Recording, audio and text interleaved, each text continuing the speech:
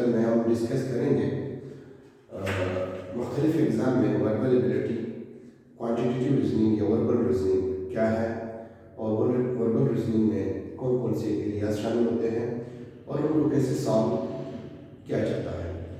तो basically verbal ability पर काम करने से पहले आप समझेंगे कि वर्बल एबिलिटी है क्या और वर्बल एबिलिटी में आपको कौन कौन से क्वेश्चन आते हैं और कौन कौन से क्वेश्चन को किस तरह आपने डील करना है।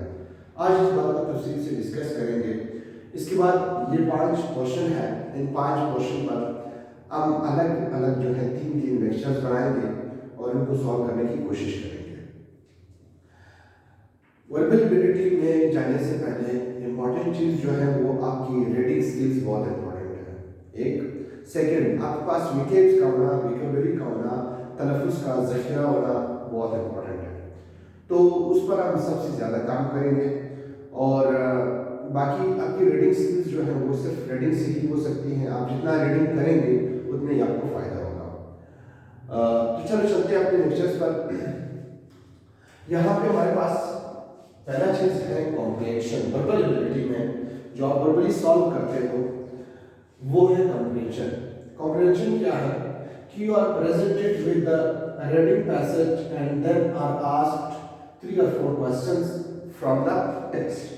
पहला चीज वर्बल एबिलिटी में आपसे पूछा जाता है कि आपको एक पैराग्राफ दिया जाता है, एक सिंपल पैराग्राफ दिया जाता है, वो किसी भी चीज से हो, सोशल साइंस से हो सकता है, बायोलॉजिकल साइंस से हो सकता है, साइकोलॉजी से हो सकता है, इंग्लिश से हो सकता है या कोई लेसन हो सकता है, ठीक है। तो वो पूरा पैराग्राफ आप क्या करेंगे, आप पढ़ेंगे और उस पैराग्राफ से आप क्या करेंगे, एक तो मेन आइडिया आपने स्केच करनी है। मेन आइडिया आपने लेनी है कि ये पैराग्राफ किस चीज के बारे में है, वो चाहे जो भी पैराग्राफ है। तो पहला चीज जो है वो मेन आइडिया आपने क्या करना है, स्केच करना है कि ये पैराग्राफ किस चीज के बारे में है। फिर उसी पैराग्राफ के हवाले से आपसे 3 या 4 क्वेश्चन आपसे पूछे जाते हैं कि इन क्वेश्चंस का आंसर दें। जब आप ये पैराग्राफ पढ़ेंगे तो फिर आपसे इन ही पैराग्राफ के बारे में, इस पैराग्राफ जो आपने पढ़ा है, आपको दिया गया है, उससे आपने 4 क्वेश्चंस निकालने हैं।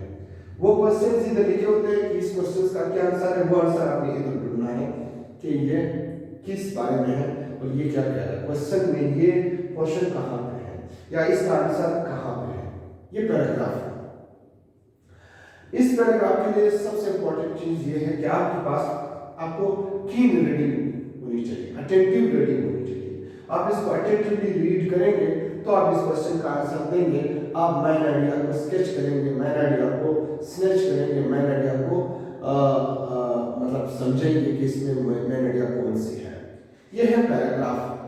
ये एक मतलब हो सकता है 10 से 15 लाइन का एक पैराग्राफ हो सकता है। उस 10-15 लाइन के पैराग्राफ को आपने पढ़ना है ड्यूरिंग क्वेश्चन पेपर, एग्जाम के दौरान। अच्छा, इसमें भी हम 3-4 लेक्चर बनाएंगे इंशाल्लाह और इसमें 3-4 लेक्चर में इंशाल्लाह हम इसको समझेंगे क्वेश्चन कैसे हमने लेना है और आंसर हमें कैसे करना है।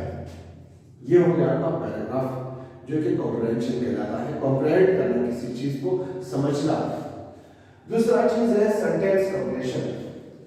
सेंटेंस कंप्लीशन के लिए इंपॉर्टेंट चीज जो है वो आपकी ग्रामेटिकल स्किल्स है। क्वेश्चंस दिए जाते हैं बीच में, फॉर एग्जांपल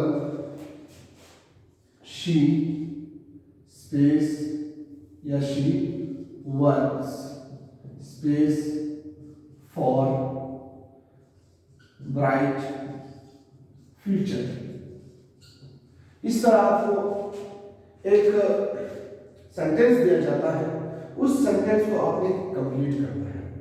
वो हो सकता है वर्ड से हो सकता है, प्रीपोजिशन से हो सकता है और फ्रेजल वर्ब से हो सकती हैं या कोई और जो इस तरह ग्रामेटिकली करेक्शंस होती हैं, ग्रामेटिकल करेक्शंस होती है, वो हो सकती है। तो इसमें आपको क्या करना है, वो प्रॉपर वर्ड प्लेस करना है। वो आपको ऑप्शन दिया गया होता है, 3 या 4 ऑप्शन दिए गए होते हैं, उन 3-4 ऑप्शन में आपने ढूंढना है, ठीक है। फॉर एग्जांपल जैसे works hard, she works day and night, ठीक है। She works, to be for example, कोई भी वर्ड जो टू बी दिया गया हो तो आपने उसमें से जो प्रॉपर वर्ड है उसको ढूंढना है। She works hard, she works days and night, she works to be for example. एक और जो है खाली जगह है वो आपको दिया गया है, उससे आपने एक वर्ड उठानी है और इधर आपने प्लेस करनी है। ये है sentence formation. Your ability to use vocabulary and to understand logical composition of the sentence, sentence की लॉजिकल कंपोजिशन को समझना है, ठीक है, कि लॉजिकली कौन सी ठीक है। इसके बाद है आपके पास एनालॉजीज। एनालॉजीज क्या है कि you are given a pair of words, you need to choose pair of words having relation with them। आपको एक वर्ड दिया गया है और उस वर्ड को दूसरे वर्ड के साथ रिलेट करके आपने क्वेश्चन को चूज करना है, आंसर को चूज करना है, ठीक है। फॉर एग्जाम्पल हमारे पास इसमें है, मैं एक छोटा सा एग्जाम्पल देता हूँ, अलबत्ता इसके हमारे अलग लेक्चर होंगे। हम यहाँ पे क्वेश्चंस को सॉल्व करके देखेंगे, ठीक है। लॉजिकली आप भी होंगे, हम इसको देखेंगे कि कौन सा वर्ड फिट आ रहा है और क्यों आ रहा है, ठीक है। तो ये सिर्फ एक रिहर्सल है एनालॉजीज की और वोकैबुलरी की कि कैसे हम इसको इसके साथ डील करना है। For example nose is nose और इसके सामने लिखा हुआ है स्मेल, ठीक है ना। फॉर एग्जांपल माउथ लिखा हुआ है फेस, ये ऑप्शन है, ठीक है। दूसरा लिखा हुआ है एंड्स फिंगर, तीसरा लिखा हुआ है हेड, हेड लिखा हुआ है, चौथा लिखा हुआ है टीथ, च्यू। ये आपके पास एनालॉजीज कि वर्ड्स को, करेक्ट पेयर ऑफ वर्ड्स को हमने कैसे देखना है, कैसे स्टडी करना है। अब इससे क्वेश्चन भी आ सकते हैं। तो मैंने आपको शुरू में बताया कि आपके पास विकेट्स और ग्रामेटिकल स्किल्स, रीडिंग स्किल्स का होना बहुत इंपॉर्टेंट है।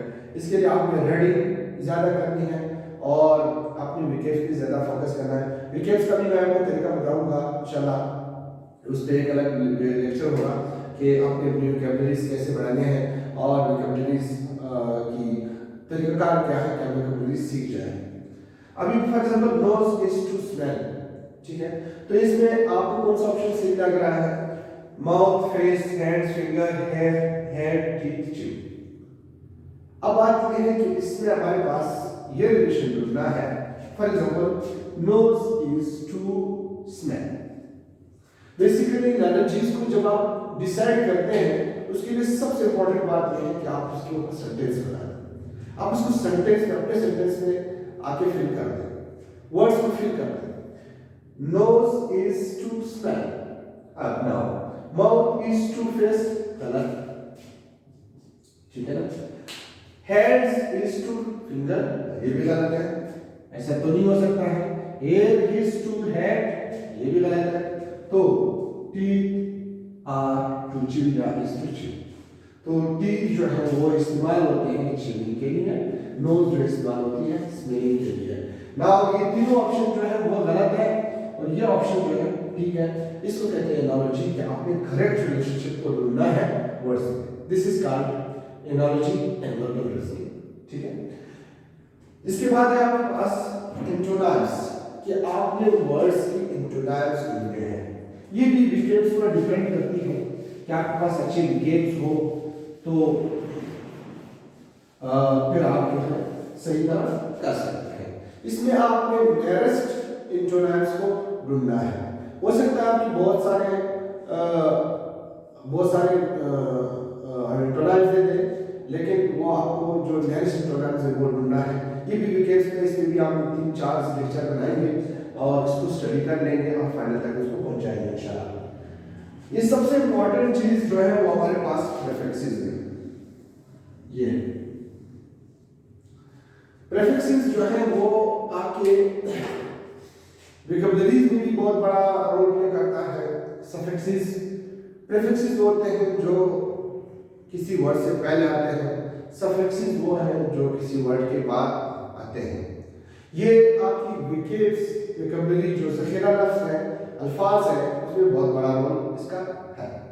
तो इसके लिए अगर आप सफिक्सेस के ज़रिए वर्ड्स को देखते हैं तो या प्रीफिक्सेस के ज़रिए वर्ड देखते हैं तो फिर इसके लिए ज़रूरी है कि आपको लैटिन रूट्स और ग्रीक रूट्स आने चाहिए।